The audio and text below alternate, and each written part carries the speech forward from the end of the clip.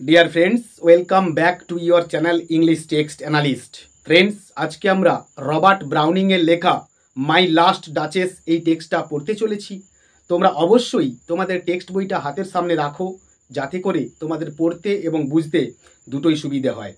আমরা পড়তে চলেছি মাই লাস্ট ডাচেস।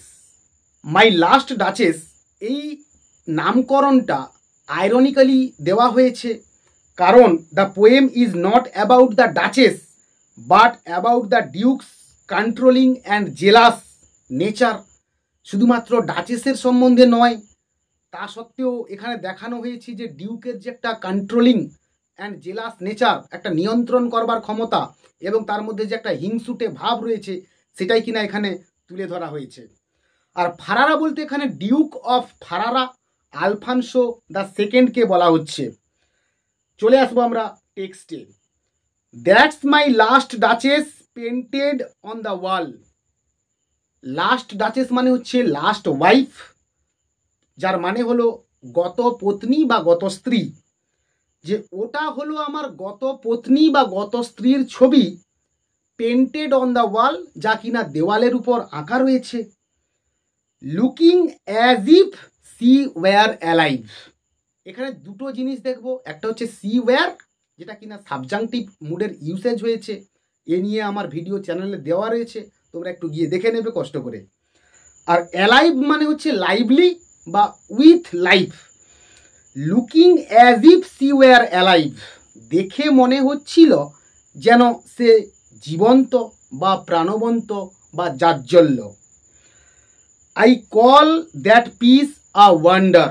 দ্যাট পিস বলতে এখানে দ্যাট পিকচারকে বলা হচ্ছে, যে আমি ওই ছবিটাকে একটা বিস্ময় বলে থাকি। নাও এখন ফ্রা প্যান্ডলফস হ্যান্ডস। ফ্রা প্যান্ডলফ হচ্ছে a name of an artist or a painter, যে একজন শিল্পীর হাত। ওয়ার্কড বিজিলি আ ডে, একটা গোটা দিন অত্যন্ত ব্যস্ততার সঙ্গে কাজ করে এই ছবিটাকে এঁকেছে বা ফুটিয়ে তোলার চেষ্টা করেছে। অ্যান্ড দেয়ার সি স্ট্যান্ডস, আর সেখানেই কিনা সে দাঁড়িয়ে রয়েছে। সে বলতে এখানে ডিউকের লাস্ট ডাচেসকে বলা হচ্ছে এখানে। Will it please you sit and look at her. তো এখানে ইউ বলতে কাকে বলা হচ্ছে? নিকোলাস মাদ্রাজকে বলা হচ্ছে। এনভয় অফ দ্য কাউন্ট ছিল কে না, নিকোলাস মাদ্রাজ। তো তাকে ইউ বলে এখানে সম্বোধন করা হচ্ছে, যে বলা হচ্ছে আপনি কি একটু বসবেন, অ্যান্ড লুক অ্যাট হার, এবং তার দিকে একটু তাকাবেন বা দৃষ্টি দেবেন বা লক্ষ্য করবেন। আই সেড, আমি বললাম, ফ্রা প্যান্ডলফ বাই ডিজাইন। বাই ডিজাইন মানে হচ্ছে টু স্কেচ, নকশা করা বা অঙ্কন করা। ফ্রা প্যান্ডলফ যে কিনা এর নকশা করেছিল বা একে তার তুলিতে ফুটিয়ে তুলেছিল। For never read strangers like you that picture countenance. Strangers মানে হচ্ছে যে আগন্তুক বা অচেনা বা কোনো বহিরাগত বা কোনো অজানা ব্যক্তিকে বলা হচ্ছে। লাইক ইউ, আপনার মতো আগন্তুকেরা। That picture কাউন্টিনেন্স। কাউন্টিনেন্স মানে হচ্ছে দ্য ফেসিয়াল এক্সপ্রেশন, মানে হচ্ছে যে মুখভাব বা চেহারা বা অ্যাপিয়ারেন্স, যেটা কিনা ফুটিয়ে তোলা হয়েছিল। The depth and passion.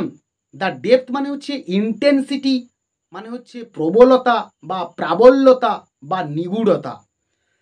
R passion মানে হচ্ছে স্ট্রং ইমোশন, মানে হচ্ছে গভীর একটা আবেগ। মানে সেই ছবির মধ্যে একটা ডেপথ ছিল, একটা নিগুড়তা ছিল, আর একটা প্যাশন ছিল, মানে একটা গভীর আবেগ ফুটিয়ে তুলেছিল। Of its earnest glance. Glance মানে হচ্ছে আ ব্রিফ লুক, মানে হচ্ছে একটা এক পলক দৃষ্টি। মানে এক পলক দৃষ্টি দেখেই তার এই গভীর একটা আবেগের অনুভূতির চেহারাকে এখানে ফুটিয়ে তোলা হয়েছে। But to myself they turned, since none puts by the curtain I have drawn for you but I. তো এখানে পুটস বাই মানে হচ্ছে সরানো বা প্রতিহত করা, আর দে বলতে এখানে বলা হচ্ছে যে the smiles and the appearance of the duchess, but to myself they turned, আর আমার জন্যই একবার সেই হাসি বা সেই অ্যাপিয়ারেন্সটা ফুটে উঠেছিল। Since none puts by the curtain, সেই যে আঁকা হয়েছিল তারপর থেকে আর এই পর্দাটাকে কেউ সরায়নি, কেউ দেখেও নি। I have drawn for you, যা কিনা এখন আপনাকে দেখানোর জন্যে আমি পর্দাটাকে সরালাম। বাট আই, কিন্তু আমি, repetition of first person singular I and pronoun none reinforces the Duke's excessive use of control. The curtain may also be a reference to death, as bodies are often covered when they are dead. তো এখানে একটা symbol দেখানো হয়েছে যে curtain বা পর্দা চাপানো হয় কোনো মৃত ব্যক্তির উপরে। তো সেও তো মারা গেছে, তো সেই ছবির উপরেও একটা পর্দা চাপিয়ে দেওয়া হয়েছে। তো এইরকম একটা সিম্বল এখানে তুলে ধরা হয়েছে আর কি। And seemed as they would ask me if they durst. Durst মানে হচ্ছে dare. The Duke believes people are too afraid to ask him directly about the painting of his late wife because of his powerful, dangerous nature. তো এখানে দেখানো হয়েছে যে লোকজনেরা ডিউককে কখনো সরাসরি এটা জিজ্ঞেস করতে সাহস পাননি, কারণ তারা তাকে ভয় করে, তাকে বিপজ্জনক বলে মনে করে। How such a glance came দেয়ার, মানে এখানে ডিউকের যে অবজারভেশন সেটাকেই তুলে ধরা হয়েছে। কার না, তার ডাচেসের। কেন না, ডাচেসের যে একটা প্যাশনেট এবং জয়ফুল এক্সপ্রেশন তার মুখের উপর ফুটে উঠেছিল, সেটা কিনা তার কাছে বিরক্তির একটা কারণ। আর সেটাই এখানে বলা হচ্ছে যে how such a glance came there, কিভাবে এরকম একটা রূপের ঝলক তার মধ্যে ফুটে উঠেছিল। Not the first are you to turn and ask thus, আপনি প্রথম কোনো ব্যক্তি নন যে আমাকে জিজ্ঞেস করলেন। স্যার, মশাই, it was not her husband's presence only, এই যে আপনি মুখে হাসিটা দেখছেন, একটা প্যাশনেট ইন্টেন্সিটি লক্ষ্য করছেন, এটা তার স্বামীর জন্য কেবলমাত্র নয়। Called that spot of joy into the duchess's cheek, that spot of joy বলতে এখানে বলা হচ্ছে his wife had a tendency to blush when she was happy, অর্থাৎ যখন সে খুশি থাকতো তখন তার মুখ বা তার গাল লজ্জায় রাঙা হয়ে উঠত, আর সেটাকেই কিনা স্পট অফ জয় বলে বলা হচ্ছে। পারহ্যাপস, সম্ভবত, ফ্রা প্যান্ডলফ চান্সড টু সে, ফ্রা প্যান্ডলফ বোধহয় এটা বলার একটা সুযোগ পেয়ে গিয়েছিলেন। The painter might have made a casual comment which caused her to blush, বোধহয় এই আর্টিস্ট বা এই শিল্পী ফ্রা প্যান্ডলফ বোধহয় এমন কিছু কমেন্ট করেছিলেন যেটা তাকে একটা মুচকি হাসতে বা তার গাল লজ্জায় রাঙা হতে তাকে সাহায্য করেছিল। Her mantle laps over my lady's wrist too much, her mantle laps বলতে এখানে ডাচেসেস ক্লোককে বলা হচ্ছে, যেটা কিনা ড্রেপড বা কাভার হয়েছিল টু লুজলি, মানে তার কাঁধের উপর থেকে যে কাপড়টা নেমে এসেছিল এতখানি রিস্টকে ঢেকে রেখেছিল। তো সে কারণেই এটা বলা হচ্ছে যে her mantle laps over my lady's wrist too much, মানে হচ্ছে ওভার হার রিস্ট আর কি, তার কবজির উপর পর্যন্ত তার পোশাকটা নেমে এসেছিল। or paint must never hope to produce the faint half flash that dies along her throat. Half flush বলতে এখানে বলা হচ্ছে the Duke criticising the painter for not capturing the fleeting blush. মানে এখানে ডিউক সমালোচনা করছেন যে তার মুখের মধ্যে যে ব্লাসটা, যেটা কিনা ক্ষণিকের জন্য ফুটে উঠেছিল, সেটা কিনা সে ক্যাপচার করতে ঠিকমতো পারেনি, বা তার আরও ভালো করে ক্যাপচার করা উচিত ছিল। আর এখানে ডাইজ অ্যালং হার থ্রোট বলতে বলা হচ্ছে যে a possible violent end to her life, যে তার জীবনের একটা চরমতম পরিণতি হতে পারে তার এই আচার আচরণের জন্যে।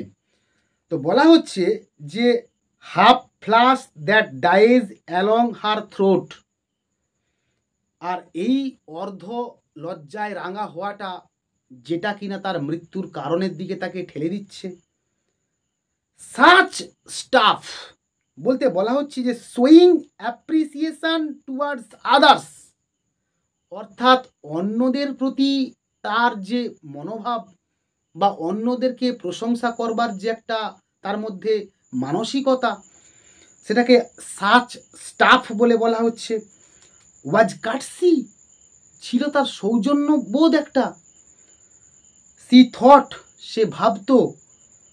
And cause enough for calling up that spot of joy, অন্যদেরকে সৌজন্যতা দেখাতে গিয়ে যে স্পট অফ জয় তার গালের উপর ফুটে উঠত, সেটাকেই এখানে দেখানো হচ্ছে। And cause enough for calling up that spot of joy বলতে এখানে বলা হচ্ছে যে even a small compliment from another man, অপর কোনো ব্যক্তি বা কোনো পর পুরুষের কাছ থেকে পাওয়া প্রশংসা, to make the duchess blush, যেটা কিনা ডাচেসকে অত্যন্ত লজ্জায় রাঙা করত। সি হ্যাড আ হার্ট, সত্যি তার একটা হৃদয় বা মন ছিল। হাউ শ্যাল আই সে, আমি কিভাবে বলবো বলুন তো, আমি বলি কিভাবে। Too soon made glad, too easily impressed, যে কিনা অত্যন্ত সহজেই গলে যেত বা অত্যন্ত সহজেই খুশি হয়ে যেত। ইমপ্রেসড, যাকে কিনা অত্যন্ত সহজে প্রভাবান্বিত করা যেত। সি লাইকড, সে পছন্দ করত। Whatever she looked on, যা কিছুই সে দেখত, যাই দেখতো তাই তার পছন্দ হয়ে যেত। And her looks went everywhere, এবং তার দৃষ্টি সর্বত্রই বিরাজমান ছিল, অর্থাৎ সে সমস্ত কিছু দেখত, দেখতে ভালোবাসত। Sir it was all one, অর্থাৎ এখানে বলা হচ্ছে যে duchess treated everything the same, showing no distinction, অর্থাৎ ডাচেস সমস্ত কিছুকে এক করে দেখত। কোনো জিনিসের মধ্যে বা দুটো জিনিস কিংবা অনেকগুলো জিনিসের মধ্যে সে একটা পার্থক্য খুঁজে পেত না বা পার্থক্য বের করতে পারতো না। সমস্ত কিছুই তার চোখে সমান বলে মনে হয়েছিল বলে বিলিভ করেন কে, বিশ্বাস করেন কে, Duke.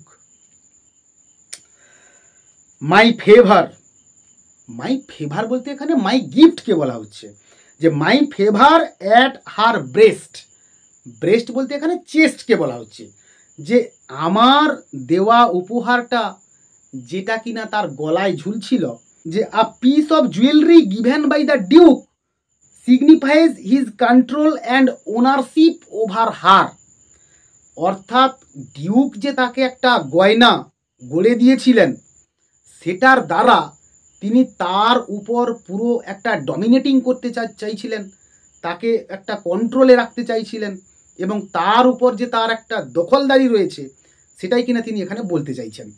The dropping of the daylight in the west, the dropping of the daylight বলতে এখানে বলা হচ্ছে যে সানসেটকে এখানে তুলে ধরা হচ্ছে।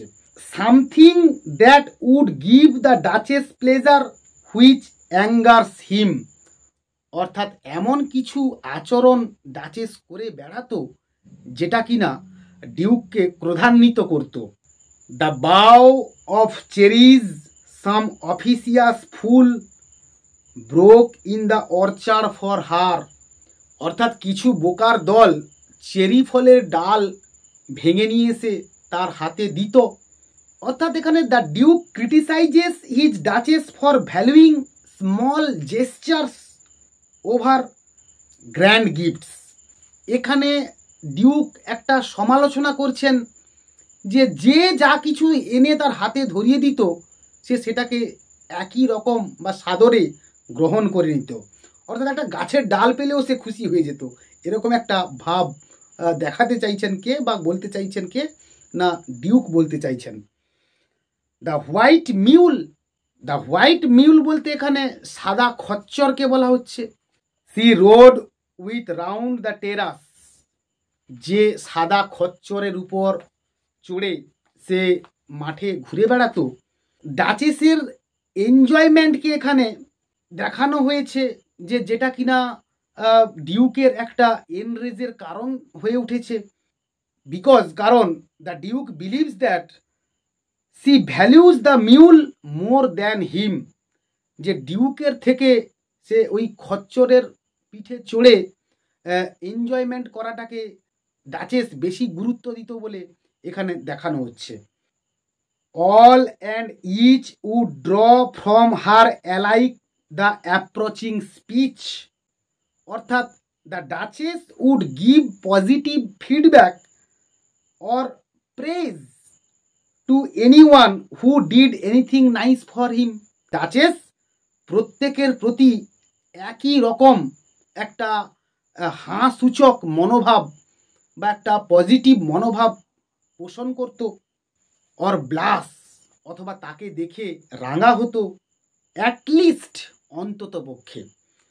সি থ্যাঙ্কড মেন, সে লোকজনদেরকে ধন্যবাদ জানাতো। গুড, ভালো বলতো। বাট থ্যাঙ্কড সামহাউ, আর ধন্যবাদটা এমনভাবে বলতো আই নো নট হাউ, আমি জানি না সেটা কিভাবে সে পারত। অর্থাৎ কিভাবে তার দ্বারা বলাটা এতখানি সম্ভবপর হতো সেটা ডিউক কল্পনাই করতে পারছেন না আর কি। As if she ranked my gift of a 900 years old name with anybody's gift. এইবার সে আসল কথাটা বলছে যে the duchess equals anyone else's gift to his 900 years old gift. Duchess তার 900 বছরের পুরনো গিফটের সঙ্গে যে কোনো কারুর গিফটকে মিলিয়ে দিত, মিশিয়ে দিত, একত্র করে দিত। অর্থাৎ তার কাছে অন্যের দেওয়া গিফটের মূল্য যা ছিল আর 900 বছরের পুরনো গিফট যেটা কিনা ডিউক তাকে দিয়েছিল তারও মূল্য সেই একই ছিল। Who would stoop to blame, আচ্ছা বলুন তো কে তাকে বলবে বা কে তার এই আচরণের কাছে মাথা নত করবে। অর্থাৎ এই আচরণ কাহাতক মেনে নেওয়া যায়, কতক্ষণ মেনে নেব, পারছি না আর সহ্য করতে। দিস শর্ট অফ ট্রিফলিং, এই ধরনের সামান্য তুচ্ছ ব্যাপার স্যাপার নিয়ে এগুলো নিয়ে বিবাদ করব, তর্ক করব, সম্ভব বলুন তো? ইভেন হ্যাড ইউ স্কিল, অর্থাৎ the Duke ironically claims that he lakhs the skill to express himself clearly. অর্থাৎ ডিউকের সেই ক্ষমতাটা ছিল না যে তাকে পরিষ্কারভাবে একবার ডেকে জিজ্ঞেস করা যে তাই তুমি এরকম করছো কেন, কি দরকার রয়েছে এরকম করার। হুইচ আই হ্যাভ নট, যে স্কিলটা ডিউকের ছিল না বা নেই। To make your will quite clear to such an one and say just this or that in you disgust me, here you miss his extreme arrogance and unwillingness to confront her directly। অর্থাৎ তিনি সরাসরিভাবে তাকে আর কোনো প্রকার বাধা দিতে পারছেন না, সে তার কন্ট্রোলের বাইরে চলে গেছে। Or there exceed the mark, এবং সে এক প্রকার মাত্রা ছাড়িয়ে গিয়েছিল। And if she let herself be lessened so, let herself be lessened so মানে হচ্ছে সেলফ কন্ট্রোল। আর যদি সে নিজেকে আর আত্মনিয়ন্ত্রণের পথে না আনে বা যদি না সে নিজেকে নিয়ন্ত্রণ করে, nor plainly set she was not easily controlled, আর যদি না সে সহজে নিয়ন্ত্রণ না হয়, হার উইটস টু ইয়ার্স, তার যে বুদ্ধি, মানে C was not easily controlled, তাকে যে আর সহজে বাগ মানানো যাচ্ছে না, তাকে যে আর সহজে নিয়ন্ত্রণ করা যাচ্ছে না, সেটা ডিউক এবার বেশ বুঝতে পারছেন। ফরশুদ, ফরশুদ মানে হচ্ছে ইনডিড বা ট্রুলি, মানে বাস্তবিকই বা সত্যিকারে, অ্যান্ড মেড এক্সকিউজ, এবং যদি সে অন্ততপক্ষে একটা অজুহাত ও খাড়া করত, যে তার এই যে সৌজন্য সে দেখাচ্ছে সেটার জন্য সে একটা যদি অজুহাত দেখাতো, তাহলেও হয়তো কিছুটা মাথা নত করা যেত। বলছেন ডিউক যে even then would be some stooping, তখনই কেবলমাত্র না হলে একটুখানি একটা কম্প্রোমাইজের জায়গায় আসা যেত, বা তখন না হয় একটুখানি মাথা নোয়ানো যেত। And I choose I never to stoop, এবং আমি সিদ্ধান্ত নিলাম যে আমি মাথা নত করব না, আমি কোনো প্রকার কম্প্রোমাইজে আসব না। Not to lower himself to her, আমি তার কাছে নিজেকে মাথা নত করব না। ও স্যার সি স্মাইলড, ও মশাই সে তো মৃদু হাসতো। নো ডাউট, সন্দেহ নেই। When ever I passed her, যখন আমি তার কাছ দিয়ে চলে যেতাম। But who passed without much the same smile, আর যেই কিনা তার কাছ দিয়ে যেত তার দিকে তাকিয়ে সে মৃদু হাসতো। This grew, I gave commands, আর এটা ক্রমশ বাড়তেই থাকলো। আই গেভ কমান্ডস মানে আমি এবার আদেশ দিলাম, বা আমি তাকে বারণ করলাম এসব করো না। Then all smiles stopped together, তারপর সমস্ত হাসি মুছে গেল। ডিউক তাকে হত্যা করেছে। Here she stands as if alive, আর সেখানেই সে দাঁড়িয়ে রয়েছে একদম জাজ্জল্য প্রতিমূর্তি বা জীবন্ত হয়ে। Will it please you rise, আচ্ছা অনুগ্রহ করে আপনি একটু উঠবেন নাকি। We will meet the company below, নিচে কিছু লোকজন এসে পৌঁছেছেন, তাদের সঙ্গে একটু দেখা সাক্ষাৎ তো করতে হবে না। দেন তারপর আই রিপিট বলতে আমি আরো একবার বললাম। দ্য কাউন্ট মানে হচ্ছে the count of Tyrol, the count your master's known munificence, munificence মানে হচ্ছে জেনারসিটি, যে আপনার প্রভু বা আপনার মশাই দ্য কাউন্ট অফ টাইরল, যে কিনা উদারতার জন্য অত্যন্ত পরিচিত। ইজ অ্যাম্পল, অ্যাম্পল মানে হচ্ছে যে ফর্মাল একটা অ্যাসিওরেন্স রয়েছে আর কি যার।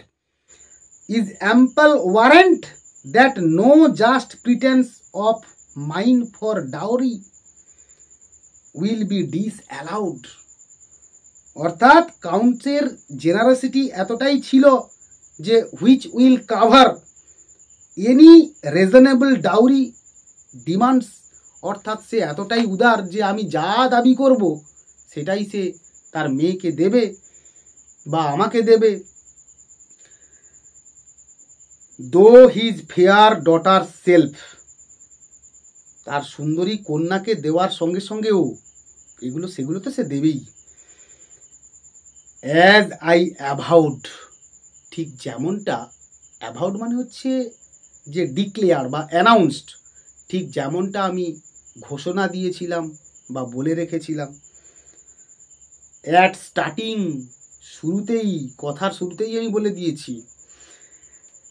ইজ মাই অবজেক্ট, অবজেক্ট মানে হচ্ছে এখানে তার স্ত্রীকে বা তার ডাচেসকে, যে কিনা যে ডাচেস নেক্সট যে তার ডাচেস হবে তাকে একটা বস্তু বা পণ্য হিসেবে এখানে জাজ করছে সে। নেই, no, we will go together down sir, আরে না না না, আমরা একসঙ্গেই নিচে যাব, দাঁড়ান না। নোটিস নেপচুন, ওই দেখুন নেপচুনকে। দো যদিও টেমিং আ সি হর্স, তো এই পিকচারটা যেটা সিম্বলাইজ করছে সেটা হচ্ছে ডিউকের taming power to his wife, সেটাকে তুলে ধরা হচ্ছে এখানে। যে নেপচুন কিভাবে একটা সমুদ্র থেকে উঠে আসা একটা ঘোড়াকে কিভাবে বাঁধে আনার চেষ্টা করছে বা বশ করে রাখার চেষ্টা করছে বা বশে আনার চেষ্টা করছে, সেটাই কিনা এখানে দেখানো হচ্ছে। যদিও থট আর রেয়ারিটি ভেবেছিল বা বলতে চাইছিল যে এটা একটা দুষ্প্রাপ্য বা বিরল একটা ছবি, which Claus of Innsbruck cast in bronze for me.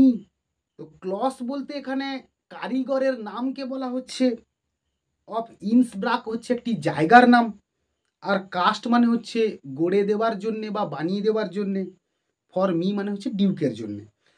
এই যে নেপচুন যে একটা সমুদ্র থেকে উঠে আসা একটা ঘোড়াকে বশে আনার বা বশে রাখার চেষ্টা করছে, যে এই ছবিটা ছিল একটা দুষ্প্রাপ্য ছবি, এবং যেটা কিনা ক্লস অফ ইন্সব্রাকের ক্লস কাস্ট, যেটা কিনা আমাকে গড়ে দিয়েছিল ইন ব্রোঞ্জের ধাতু দিয়ে, ফর মি আমার জন্যে।